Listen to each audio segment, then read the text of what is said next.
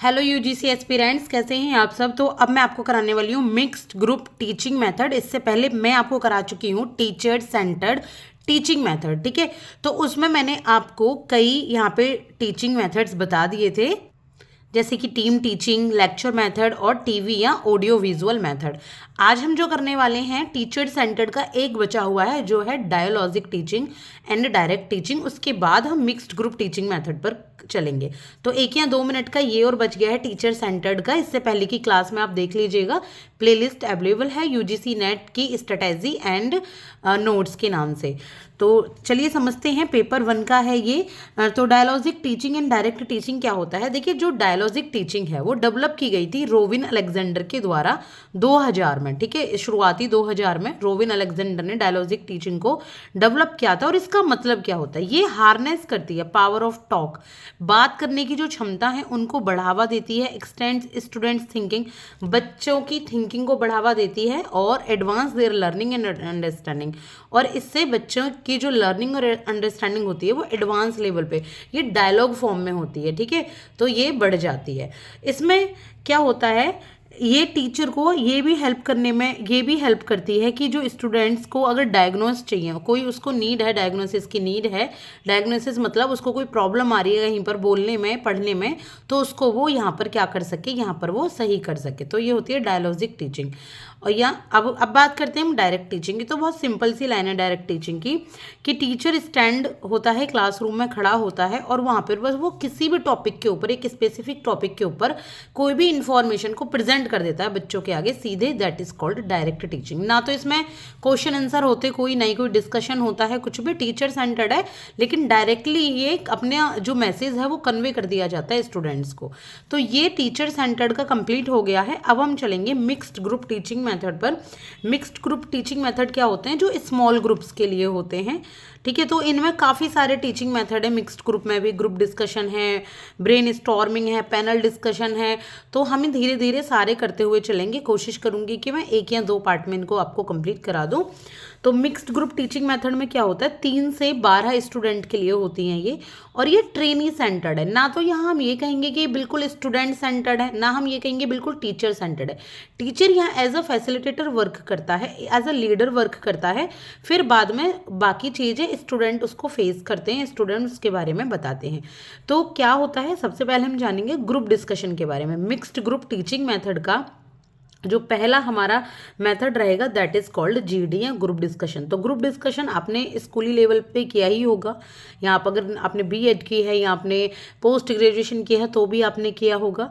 तो जो group discussion है वो क्या होता है, एक डेमोक्रेटिक मेथड होता है। डेमोक्रेटिक मतलब स्टूडेंट सेंटर्ड होता है, यानी कि यहाँ पर स्टूडेंट अपनी बात रख सकता है to develop better understanding among students. तो एक दूसरे के साथ स्टूडेंट एक दूसरे के साथ मिलकर अपनी अंडरस्टैंडिंग को डेवलप करते हैं। ये एक ऑब्जर्वेशनल विजिट होती है, और एक यहाँ पर कोई केस प्रेजेंट किया जाता है। चलो मैं सिंपली बता देती हूँ, वैसे आपको पता है जीडी में क्या होता है। एक टीचर है, वो कोई भी टॉपिक बच्चों को दे देता है, स्टूडेंट क्या करते हैं, उस टॉपिक के ऊपर अपनी अपनी राय रखते हैं। सारे स्टूडेंट्स मिलकर अपनी उस टॉपिक के ऊपर राय रखते हैं और एक दूसरे से ही सब कुछ सीखते हैं। तो ये होता है आपका ग्रुप डिस्कशन, जो कि 3 से 12 स्टूडेंट के बीच में किया जाता है। बहुत सारे स्टूडेंट्स वो जब जॉब के लिए जाते हैं इंटरव्यूअर, तो उनको भी वहाँ पे इंटरव्यू में भी ये जीडी फेस करना होता है बहुत सारे कंपनीज में। इसके बाद है फॉर्म ऑफ डिस्कशन। तो डिस्कशन की कितनी फॉर्म होती हैं, यहाँ 2 फॉर्म बताई गई हैं। पहली है यहाँ पे क्लासरूम डिस्कशन, ठीक है। क्लास जो होती है, बच्चों की क्लासरूम में ही डिस्कशन करवाया जाए, या फिर एक होती है formal group discussion. Formal group discussion कैसे, एक स्पेसिफिक एक एनवायरनमेंट बनाया जाता है डिस्कशन का, ठीक है। वहाँ पर जो प्रोफेशनल लोग हैं अलग से वो बैठते हैं, उनको जज करते हैं जो भी बच्चे डिस्कशन कर रहे होते हैं।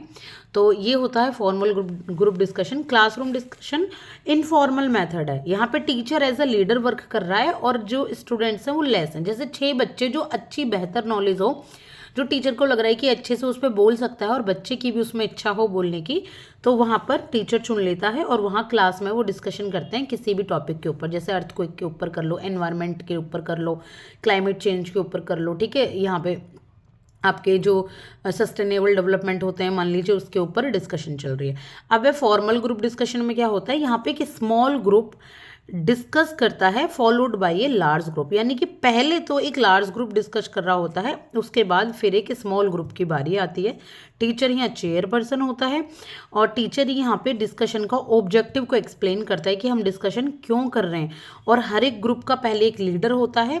टीचर यहाँ एज अ फैसिलिटेटर काम करता है और लीडर यहाँ गाइड करता है, ठीक है। लीडर की बात माननी होती है, गाइड करता है, और उसी ग्रुप में से एक लीडर होता है उनमें से, ठीक है। या उन ग्रुप के अलग भी लीडर हो सकता है। इसके बाद जीडी के टाइप्स क्या क्या हैं ग्रुप डिस्कशन के, तो 3 प्रकार के होते हैं ग्रुप डिस्कशन। एक है प्लान्ड, एक है पार्टली प्लान्ड और एक है अनप्लान्ड। अब क्या मतलब है प्लान्ड का, यानी कि पहले से ही एक डेट रखी गई है कि इस दिन डिस्कशन होगा, ये टॉपिक होगा, और ये इसमें हेडिंग ये है, सब हेडिंग ये होगी, पहले इंट्रोडक्शन देना होगा, उसके बाद आपको इसका कंक्लूजन लास्ट में लाना होगा, फिर क्वेश्चन आंसर भी कर सकते हो। तो इस तरीके से होता है planned group discussion. Partly planned क्या होता है, पार्टली प्लान्ड होता है कि पहले से बहुत ज़्यादा प्लान नहीं किया होगा, बस टॉपिक और डेट बता दी कि हाँ इस दिन डिस्कशन होगा इस टॉपिक के ऊपर, तो जितने भी बच्चे हैं वो तैयार होके आए इसके ऊपर डिस्कशन करें। अनप्लान्ड बिल्कुल भी नॉन प्लान्ड है, कोई भी टॉपिक है, टीचर ने सोचा चलिए बच्चों इस टॉपिक के ऊपर एक जीडी स्टार्ट करते हैं, और वहाँ पे जीडी कोई भी बच्चा उसमें भाग ले सकता है और वहाँ स्टार्ट कर दी जाती है। तो ये होते हैं टाइप्स ऑफ जीडी। इसके बाद एडवांटेजेस क्या होते हैं ग्रुप डिस्कशन के, एडवांटेजेस होते हैं सबसे पहले तो क्रिएटिव थिंकिंग डेवलपमेंट होती है। कोई भी एक टॉपिक है, आप उसके ऊपर अपने विचार रख रहे हैं, आप न्यूज़पेपर के भी विचार लाएंगे, यहाँ पे प्रेस के, आप टीवी के भी विचार लाएंगे, आपने अगर कोई चीज़ देखी हो पढ़ी हो बुक्स में उसके भी विचार लाएंगे, तो ये आपके एक्सपीरियंस्ड को यहाँ पे क्रिएटिव तरीके से बताने का तरीका है। दूसरा, यहाँ पे अपनी जो रिस्पॉन्सिबिलिटीज़ हैं उनको शेयर करना आ जाता है। जब हम एक दो स्टूडेंट हैं या कोई, ये तो है नहीं कि एक ही स्टूडेंट होता है ना, तो आपस में वो शेयरिंग करते हैं अपने अपने विचारों को, अपनी अपनी रिस्पॉन्सिबिलिटी को और अपने अपने इंटरेस्ट को एक दूसरे के साथ।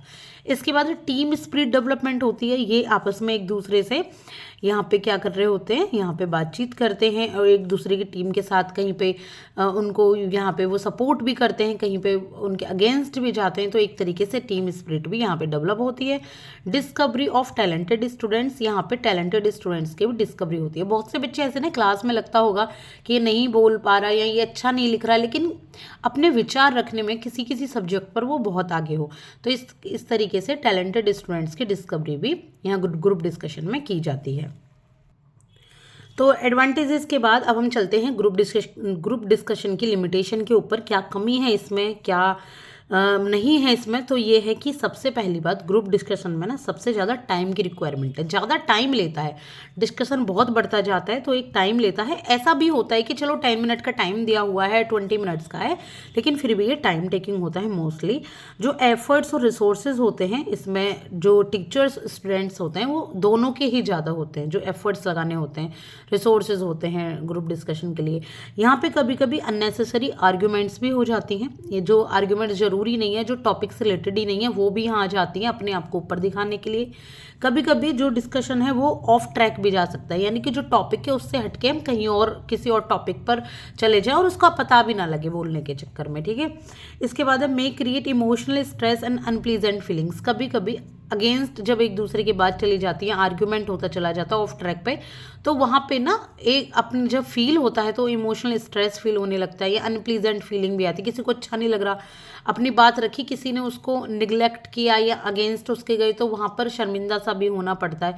तो इस तरीके से ये लिमिटेशन है। इसके बाद डोमिनेशन की भी पॉसिबिलिटी है, कुछ स्टूडेंट्स अपनी बातों को रखने में आगे होते हैं बिल्कुल, तो वो डोमिनेट भी कर सकते हैं। दूसरा, सभी स्टूडेंट्स के लिए सूटेबल नहीं है। अब क्लास में मान लीजिए 40 स्टूडेंट है, तो क्या 40 के 40 स्टूडेंट ग्रुप डिस्कशन कर पाएंगे? नहीं ना। तो कुछ ही स्टूडेंट्स यहाँ सेलेक्ट होते हैं, बाकी स्टूडेंट्स को तो अपॉर्चुनिटी नहीं मिल पाती है ना इस तरीके की एक्टिविटी के लिए, तो ये लिमिटेशंस हैं। अब यहाँ कुछ प्रिंसिपल्स भी बताए गए हैं ग्रुप डिस्कशन के लिए कि क्या सही प्रिंसिपल हो सकते हैं। सबसे पहले तो देखिए, क्लियरली एक डिफाइंड ऑब्जेक्टिव होना चाहिए ग्रुप डिस्कशन में। सभी पार्टिसिपेंट्स अच्छे से समझें जो भी ऑब्जेक्टिव है जीडी का, कि आपको क्लाइमेट चेंज के ऊपर बात करनी है, क्यों करनी है आपको, क्या कोई अभी क्लाइमेट चेंज के ऊपर मीटिंग हुई है, कॉप वगैरह हुई है उसके ऊपर, या और दूसरा जो पार्टिसिपेंट्स हैं वो फ्री फील करें पार्टिसिपेट करने में। ऐसा नहीं है कि कोई उनको डोमिनेट करे, वो दब्बूपन महसूस करें, तो फील फ्री करें। दूसरा, all points of view should be Fairlie considered. जितने भी पॉइंट्स ऑफ व्यू हैं वो समझ में आने चाहिए, फेयरली कंसिडर्ड। पहले कंसीडर अच्छे से की जाए। ऐसा नहीं है कि बिना स्टडी के किए हुए आप कुछ भी बोलो और वो दूसरों को समझ भी नहीं आ रही चीज़। बेसिक नॉलेज होनी चाहिए। ग्रुप डिस्कशन स्टार्ट करो तो भी पहले बेसिक नॉलेज हो, फिर कॉम्प्लिकेटेड नॉलेज की तरफ बढ़ा जाए। पहले ऐसी नॉलेज रखी जानी चाहिए, उसमें ऐसी बातें कहनी चाहिए, ऐसा इंट्रोडक्शन देना चाहिए जो आराम से समझ में आ सके किसी के। इसके बाद a leader to guide and coordinate. Group discussion के लिए क्या होता है, एक लीडर होता है जो गाइड करता है और कोऑर्डिनेट करता है, ठीक है। तो एक लीडर भी वहाँ होना चाहिए गाइड और कोऑर्डिनेट करने के लिए। इसके बाद properly ended with A report discussion, report decision. जो जीडी है, ऐसा नहीं है कि ठीक है सब बच्चों ने बोल लिया चले गए, एक डिसीजन लिया जाना चाहिए कि क्या डिसीजन सही था, किसका बोलना सही है, क्या टॉपिक सही था, ऑब्जेक्टिव हमने अचीव किया कि नहीं किया, तो उसके बारे में। तो ये जनरल प्रिंसिपल्स हो गए। जीडी मैंने पूरा करा दिया है 10 मिनट में आपको। मिक्स्ड ग्रुप टीचिंग मेथड का है ये टॉपिक। आगे की हम क्लास में करेंगे सेमिनार, ठीक है। तो नेक्स्ट क्लास में सेमिनार का वेट कीजिए और सब्सक्राइब कीजिएगा चैनल को। अगर आप यूजीसी नेट की तैयारी कर रहे हैं, बीएड की कर रहे हैं, तो आपके लिए ये बहुत ज़्यादा हेल्पफुल है। Thank you so much for your cooperation. Thank you.